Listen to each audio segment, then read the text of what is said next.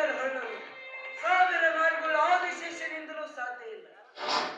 ಸುವರ್ಣ ಕವನಗಳ ರಸದುಂಬಿ ನಿಂತಿರುವ ನಿನ್ನ ಚೆಲುವಿಗೆ ರತ್ನ ದೀದಿಯ ಶಿಶಿಯಿಂದ ಹೊರಹೊರಟ ಕಿರಣಗಳಂತ ನಿನ್ನ ಮಂಜುಳ ನಾದದಂತಿರುವ ನಿನ್ನ ಧ್ವನಿ ನೀನಿಡುವ ಹೆಜ್ಜೆಯ ನಾದಕ್ಕೆ ನನ್ನ ಹೃದಯದ ಬಾಗಿಲು ಸದಾ ತೆರೆದಿರುತ್ತದೆ.